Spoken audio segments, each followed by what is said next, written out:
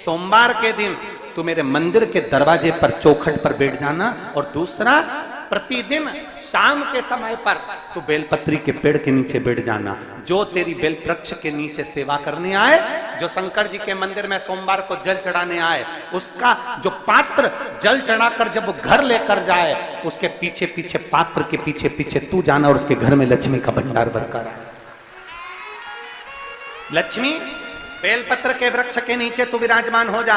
उस बेलपत्र के वृक्ष के नीचे जो बुआरी लगाए, सेवा करे, चाकरी करे, एक बेटी को जैसे बड़ा करते हैं वैसे बेलपत्री के वृक्ष को जो बड़ा करे, बेलपत्री के वृक्ष का जो पालन करे, पोषण करे, उसकी संभाल करे, उस बेलपत्री के वृक्ष को जैसे जैसे वो उन्नति करे, वैसे वैसे उसके घर में समृद्धि बढ़ते जाए। उस जिसका खुद का मकान नहीं हो, खुद का मकान नहीं हो, किराए के मकान में रहते रहते जिंदगी बीत रही हो, खुद का नहीं, और बहुत दुख का जीवन चल रहा हो, बहुत कष्ट का जीवन, बहुत अपना खुद का कोई मकान नहीं, मान लो प्लाट है पर मकान बन नहीं रहा, या कोई प्रॉपर्टी अपनी नहीं बन रही, तो हम इस व्यासपीठ से कहना चाहेंगे कि एक प्रयोग अवश्य करिएगा, एक प्रयोग अवश्य। अपने आसपास के 5-6 बेलपत्र के वृक्ष देख लीजिए, अपने आसपास के नजदीक के 5-6 बेलपत्र के बड़े बड़े वृक्ष देख लो, या छोटे वृक्ष देख लो। उन 5-6 वृक्ष को धीरे धीरे उनकी सेवा करना प्रारंभ करो, उन वृक्षों को बड़ा करना प्रारंभ करो, उन वृक्ष के नीचे सफाई करना प्रारंभ करो, उन वृक्ष को जल देना प्रारंभ करो, उन वृक्ष को आप खाद देना प्रारंभ करो, उन वृक्ष की सेवा संभाल करना प्रारंभ कर दो, उस वृक्ष के नीचे बुआरी काटना प्रारंभ कर दो, झाड़ू लगाना प्रारंभ कर दो, उस वृक्ष के नीचे सफाई करना प्रारंभ कर दो। उस बेलपत्री के 5-6-7 वृक्ष को आप गोद ले लो। गोद लेना मतलब मैं इसकी सेवा करूंगा, मैं इसमें जल दूंगा, मैं इसके खाद दूंगा, मैं इसकी सेवा करूंगा, कुछ मत करो, बस केवल इस शरीर से उस बेलपत्र के वृक्ष की सेवा करना रोज प्रारंभ कर दो। 6 महीना इंतजार करना और 6 महीना लगातार सेवा करना, 7वां महीना आपका और हमारा, और बताना कि भोलेनाथ ने प्रॉपर्टी दिलाई कि नहीं दिलाई और आगे बढ़ाया।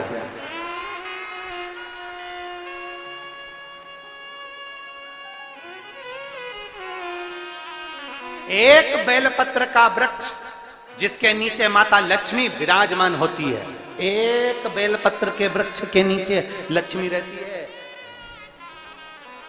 दुनिया के लोग कहते हैं लक्ष्मी जी का दिन कौन सा है, बोलो जम के जल्दी से। शुक्रवार। दुनिया के लोग कहते हैं लक्ष्मी जी का दिन शुक्रवार है, पर माता लक्ष्मी से पूछा जाए कि तुम्हारी माता ख्याति देवी नारायण भगवान के साथ तुम्हारी शादी नहीं कर रही थी, शंकर को लक्ष्मी दे रही थी, तब तुमने भगवान शंकर से विनती करी, भोले बाबा मैं नारायण से प्रेम करती हूँ, भगवान नारायण से मेरा विवाह हो। तो माता ख्याति देवी से शंकर भगवान ने विनय कर कर कहा कि लक्ष्मी जी का विवाह नारायण के साथ कर दिया जाए। भगवान नारायण के साथ जब लक्ष्मी जी का विवाह हो गया, तब लक्ष्मी जी हाथ जोड़कर बोलती हैं, बाबा मेरा विवाह नारायण के साथ हो गया, पर मैं आपके चरणों की सेवा करना चाहती हूँ, बाबा आप कृपा करिए कि मैं क्या करूं आपके लिए। शंकर भगवान कहते हैं, लक्ष्मी बस 2 चीजें कर दे, एक सोमवार के दिन तू मेरे मंदिर के दरवाजे पर चौखट पर बैठ जाना, और दूसरा प्रतिदिन शाम के समय पर तू बेलपत्री के पेड़ के नीचे बैठ जाना। जो तेरी बेल वृक्ष के नीचे सेवा करने आए, जो शंकर जी के मंदिर में सोमवार को जल चढ़ाने आए, उसका जो पात्र जल चढ़ाकर जब वो घर लेकर जाए, उसके पीछे पीछे, पात्र के पीछे पीछे तू जाना, और उसके घर में लक्ष्मी का भंडार भरकर आए। लक्ष्मी बेलपत्र के वृक्ष के नीचे तू विराजमान हो जा। उस बेलपत्र के वृक्ष के नीचे जो बुआरी लगाए, सेवा करे, चाकरी करे, एक बेटी को जैसे बड़ा करते हैं वैसे बेलपत्री के वृक्ष को जो बड़ा करे, बेलपत्री के वृक्ष का जो पालन करे, पोषण करे, उसकी संभाल करे, उस बेलपत्री के वृक्ष को जैसे जैसे वो उन्नति करे, वैसे वैसे उसके घर में समृद्धि बढ़ते जाए, उसके घर में वैभव बढ़ते जाए। ये शंकर भगवान माता लक्ष्मी से करे, भगवान शिव माता लक्ष्मी से करे। तो भस्म, अगर शिव के मंदिर में भस्म मिल जाए, शंकर पर चढ़ी हुई भस्म अगर मिल जाए तो, और अगर भस्म ना मिले ना, तो शंकर के जो शंकर भगवान का जो शिवलिंग है, शिवलिंग के आसपास में जो जलाधारी है, यहाँ अगर भस्म ना मिले तो इस जलाधारी पर अपना हाथ स्पर्श कर कर अपने तन पर उसको लगाकर जरूर आओ। भस्म एक शंकर पर चढ़ा हुआ जल, दूसरे नंबर पर है शंकर पर चढ़ी हुई भस्म। ये दो स्पर्श जरूर, स्पर्श। एक भस्म का एक बड़ा सुंदर चरित्र आता है। दूसरा, जिस भूमि पर बैठकर कथा सुनो उसकी रज को अपने मस्तक पर थोड़ा सा लगाकर अवश्य जाओ, वो जीवन का एक आनंद है। और शंकर के मंदिर में जाओ तो दो चीजें अवश्य लेकर आओ। पहला, शंकर जी पे चढ़ा हुआ, जम के बोलो, जल अवश्य लेकर आओ। क्योंकि जब तुम जल लेकर आते हो, पात्र लेकर आते हो, तो मेरा महादेव लक्ष्मी जी को तुम्हारे पीछे पीछे तुम्हारे घर तक भेज देगा।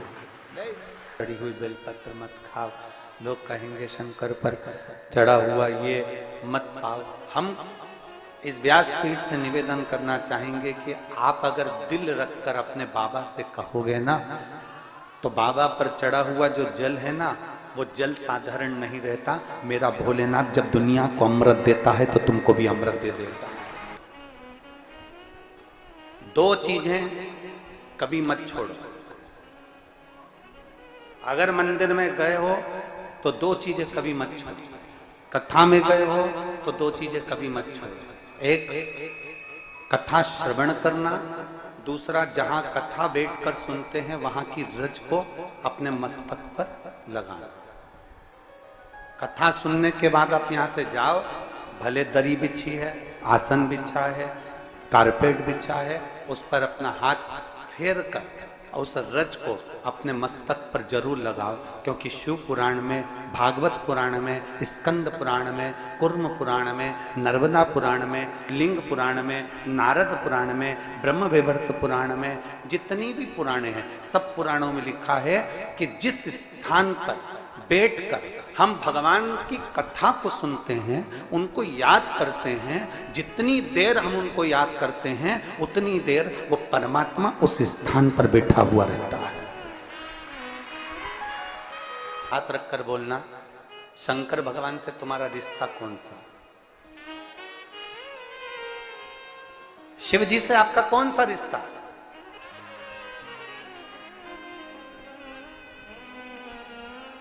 शंकर भगवान को आप क्या मानते हो? हमने आपको एक संबंध बताया था कि सीहोर कुबेरेश्वर धाम आपका मायका है, तो हम आपके भाई हैं, तो शंकर भगवान आपके पिता हैं, आपके बाप हैं, आपका बाबा है, आपका दादा है।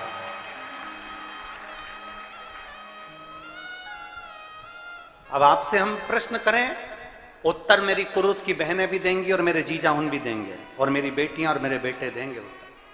आपसे प्रश्न करें, अगर बेटी को दुख होगा तो क्या वो अपने बाप से नहीं कहेगी?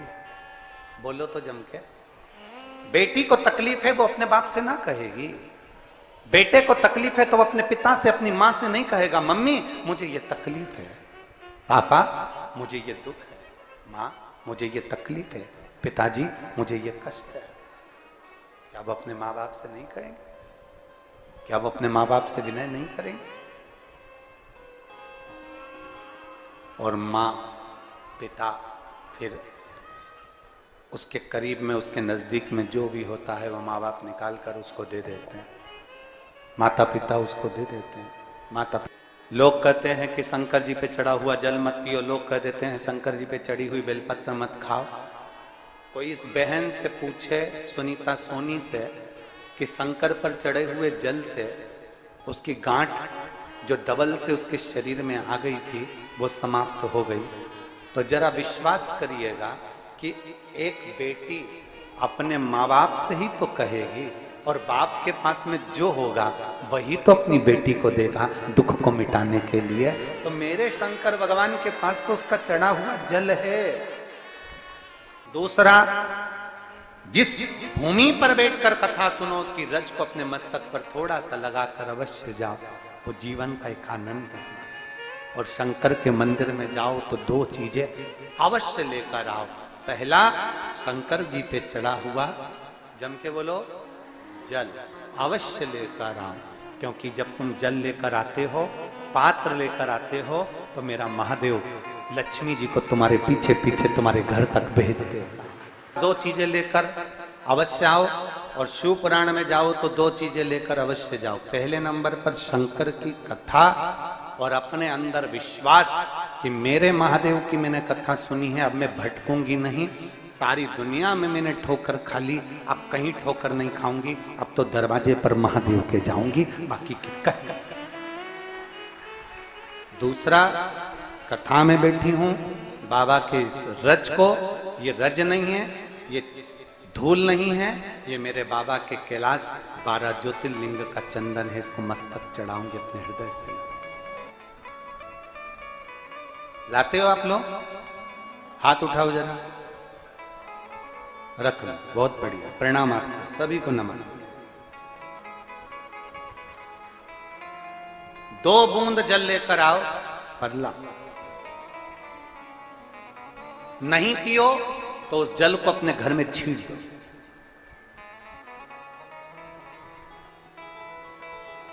नहीं पी सकते, उस जल को छींट दो। सारे घर के लोग नहीं पी रहे, उस जल को मटके में डाल दो, हंडे में डाल दो। 2 बूंद जल हंडे में डाला, सब पी गई। आपको अलग अलग किसी को देने की जरूरत नहीं पड़ती, किसी को नहीं। हंडे में डाल दो, मटके में डाल दो, सब उस पानी को पीना आरंभ।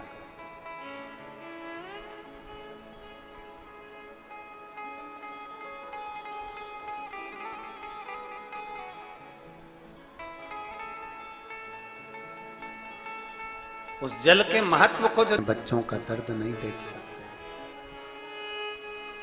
जब माता पिता अपने बच्चों का दर्द नहीं देख सकते, तो देव अधिदेव महादेव तुम्हारा दर्द कैसे देखेंगे? वो भी तो काटेंगे तुमको, वो भी तो कष्ट मिटाएंगे। 2 चीजें कथा में जाकर ले। एक, जहां जगह मिल जाए वहां बैठकर कथा सुनो। धूप लगे, पंडालों की इतनी व्यवस्था नहीं हो पाती है, पंडाल लगाने वाले, टेंट लगाने वाले टेंट लगा लगा के थक जाते हैं, तो अपने साथ एक छाता लेकर चलो। 2 पानी की जम के बोलो जरा, बोतल, बिछाने की दरी अपने साथ लेकर चलो। लोगों ने उमा महेश की कथा अपने जीवन में धारण करी कि नहीं करी वो हमको नहीं स्मरण है, पर एक बात का स्मरण करिएगा, ये जो कथा चल रही है ये गौरी शंकर चल रही है। इसके बाद में जो अमलेश्वर में कथा है वो कौन सी है? समर्पण शिव महापुराण कथा। उस समर्पण शिव महापुराण की कथा जब 2 तारीख को विराम हो जाएगी, तब उसके बाद में जो कथा 6 जून को प्रारंभ होगी सोलापुर महाराष्ट्र में, उस कथा का नाम रहेगा उमा महेश शिव महापुराण की कथा। उसको जरूर सुनो। सोलापुर में जो 6 जून से कथा होगी उसका नाम उमा महेश शिव महापुराण, उसको सुनना, श्रवण करना, उसको धारण करना है। उसमें इतने प्रश्न माता उमा ने भगवान महेश से करे हैं, और महेश भगवान शंकर उसका हर प्रश्न का उत्तर दे रहा है। भगवान महेश, भगवान शंकर हर प्रश्न का। बाबा बोले माता उमा ने भगवान शिव जी से, महेश भगवान से, भगवान शंकर से करेंगे, बाबा भोलेनाथ जी बताओ, संसार में जन्म लेने वाले व्यक्ति के जीवन में उसके भाग्य में अगर सुख नहीं है, उसके भाग्य में खुशियां नहीं है, उसके भाग्य में कोई अच्छा है ही नहीं, तो वो जीव क्या करेगा? वो जीव क्या करेगा?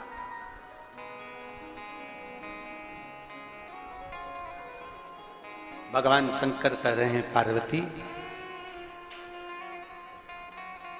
संसार में जन्म लेने वाला मनुष्य अगर उसके भाग्य में सुख नहीं, उसके भाग्य में अगर खुशियां नहीं है, उसके भाग्य में अगर सुख नहीं है, उसके भाग्य में अगर अच्छा नहीं है, पत्रिका दिखा ली सुख नहीं है, कार्य कर कर देख लिया सुख नहीं है, तकलीफ उसकी जिंदगी में चल ही चल रही है, तो भगवान शंकर कहते हैं, भगवान महेश कहते हैं, उमा, उस मनुष्य को दूसरे का अच्छा करना प्रारंभ कर देना चाहिए, तो उसकी अच्छाई अपने आप सामने आना प्रारंभ।